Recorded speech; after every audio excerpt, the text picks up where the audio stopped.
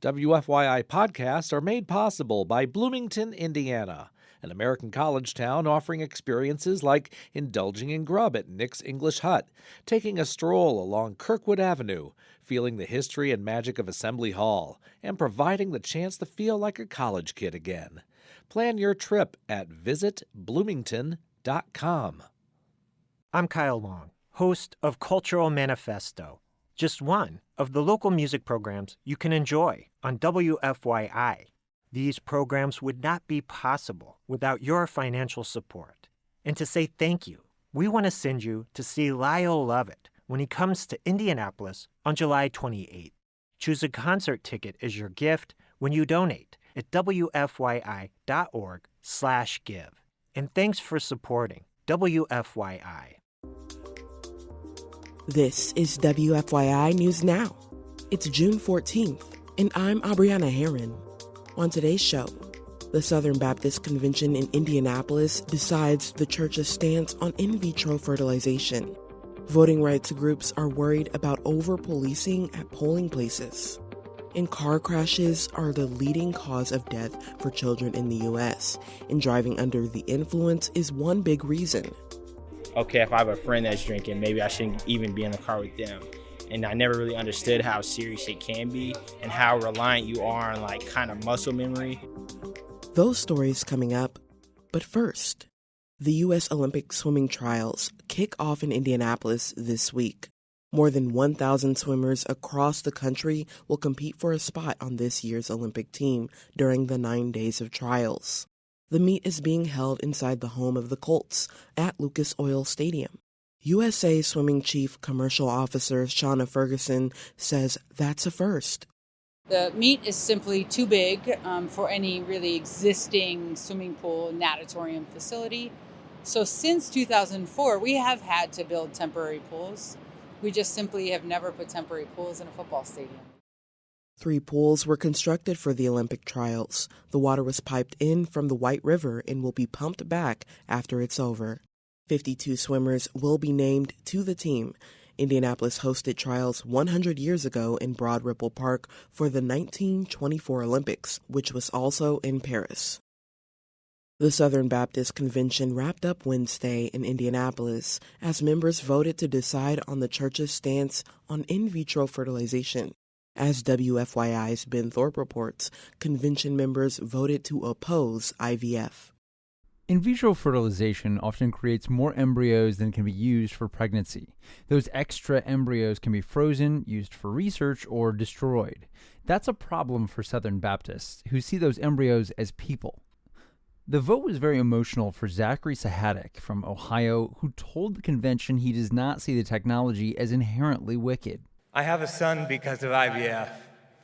I have another son, 20 weeks old, in my wife's womb because of IVF. And I have 10 embryos that I love, and with every bit of my being, we will have or see born into a Christian family. Despite that type of argument, the resolution to oppose in vitro fertilization passed overwhelmingly. I'm Ben Thorpe. A group of nearly a dozen voting rights organizations are worried that recent guidance from Indiana Secretary of State Diego Morales could lead to over-policing at polling places. Indiana Public Broadcasting's Brandon Smith reports the group sent a letter to Morales outlining its concerns. Morales recently sent hundreds of officials across the state a 180-page election security guide. Part of it encourages a greater law enforcement presence at the polls to help protect election workers. Common Cause Indiana's Julia Vaughn says protecting those workers is important, but she says particularly in communities of color, a police presence at the polls has a sinister history. There was a technique used for years here in Indiana in certain communities where, in an effort to suppress the vote, police cars would be parked outside of polling places with the hope that that would keep certain folks from coming inside. Vaughn says she and the other organizations hope to meet with Morales to discuss other election worker security options. She says that includes de-escalation training. For Indiana Public Broadcasting, I'm Brandon Smith at the State House. And for our final story today, Alcohol-impaired crashes cost communities north of $58 billion in medical costs, legal expenses, and lives lost. That's according to recent federal data. Around 17% of teenagers say they've been a passenger of a driver who wasn't sober. Side Effects Public Media's Elizabeth Gabriel reports how one Indiana school is trying to educate teenagers and curb impaired driving. 4 different interactive activities are set up around a room at Westfield High School. Each station aims to teach students how driving under the influence of alcohol and drugs impacts motor function. The first station seems simple. Kids just have to walk in a straight line. And at first, they do it pretty easily. But then they put on what looks like ski goggles. Their purpose is to simulate what it would be like driving while impaired.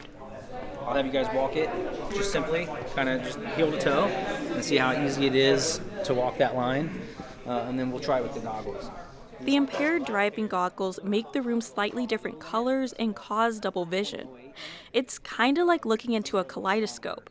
That's when things get tough.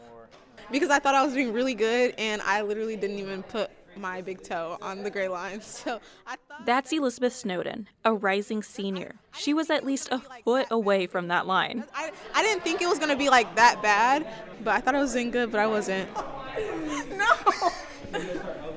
You think you're in your lane, but you're in the oncoming lane. That's crazy. Right? So you got a car coming at you now, and you don't even realize it. I didn't even touch the gray line. That's funny. Right?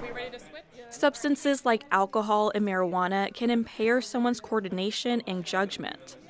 I can't see anything like here. Which is right what I was talking about, me. the depth perception, right? You're having a hard time seeing how far away your feet are.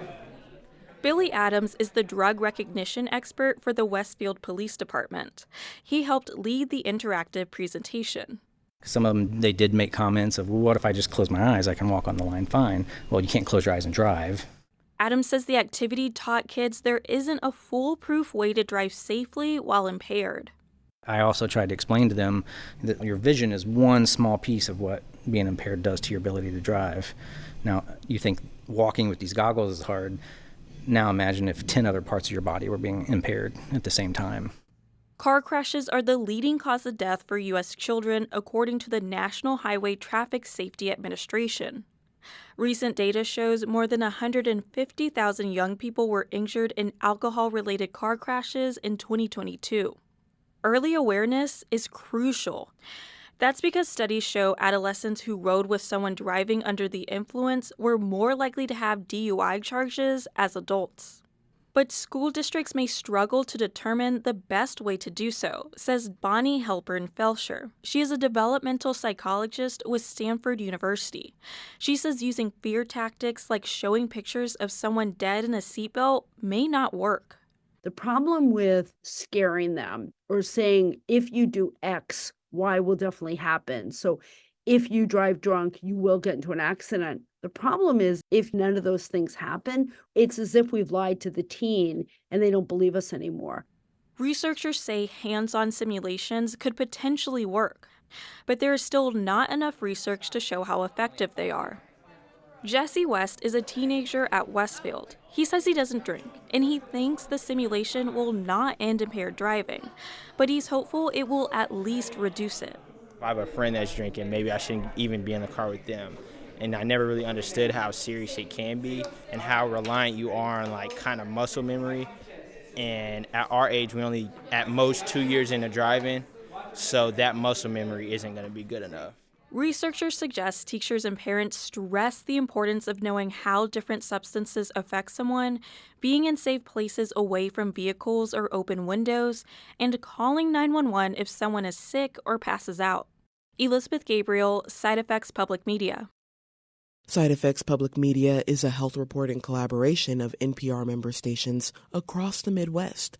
It's based here at WFYI in Indianapolis. That's all for today's episode of WFYI News Now. Our podcast is produced by Drew Daudelin with support from the news team at WFYI and public media journalists across the state. Our news director is Sarah Neal-Estes. Kendall Antron produced our music. And I'm your host, Abriana Herron. If you like today's episode, remember to subscribe and share, and follow WFYI on Instagram, Facebook, and YouTube to check in on our newsroom throughout the day. Thanks for listening. We'll be back on Monday. WFYI podcasts are made possible by Bloomington, Indiana, an American college town offering experiences like indulging in grub at Nick's English Hut, taking a stroll along Kirkwood Avenue, feeling the history and magic of Assembly Hall, and providing the chance to feel like a college kid again. Plan your trip at visitbloomington.com.